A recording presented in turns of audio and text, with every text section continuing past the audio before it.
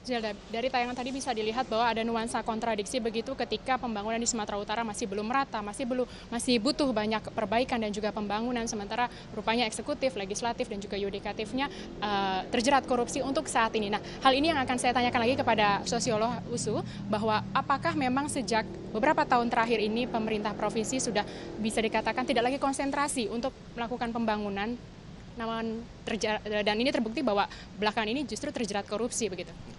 Ya, kalau kita lihat kasus korupsi yang diungkap belakangan ini sebenarnya kan kasus-kasus yang sudah terjadi beberapa tahun yang lalu.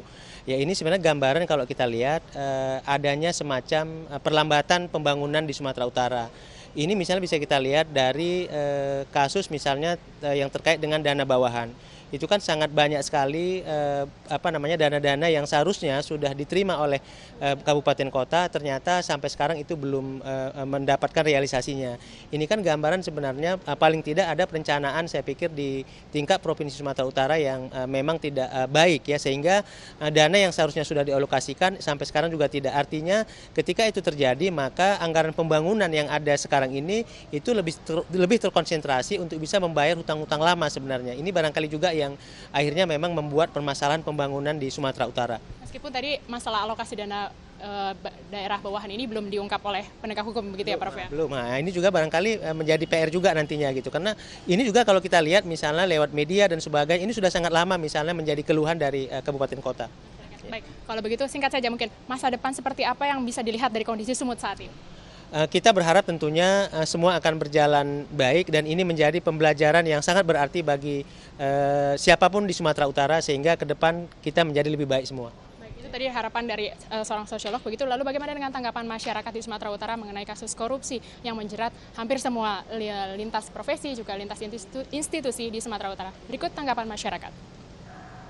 Kalau saya sih sangat memalukan bagi saya itu, karena baru pertama kali ini terjadi di Sumatera Utara kasus kayak gini.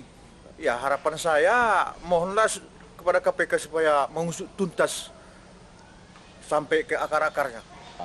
Ya kita berharap KPK dan Kejaksaan Agung jangan main setengah-setengah. Kalau bisa memang harus dituntaskan, termasuk masalah dana-dana BDB. Saya sangat kecewa, apalagi terutama pada Gubernur Gatot Sumatera Utara ya, maksudnya banyak sekali korupsi yang dilakukannya terhadap Sumatera Utara. Zelda, ada satu tambahan informasi yang akan kami sampaikan bahwa KPK saat ini tengah melakukan pendalaman lagi untuk kasus dugaan suap interpelasi dan saat ini tengah menggeledah salah satu kediaman ataupun juga rumah dari tersangka yang telah ditetapkan KPK kemarin, yakni adalah Kamaludin. Maksud kami adalah rumah dari Sigit Pramono Asri yang ada di Medan Selayang begitu. Kembali ke studio, Zelda. Kristi Ayu melaporkan langsung dari Medan, Sumatera Utara.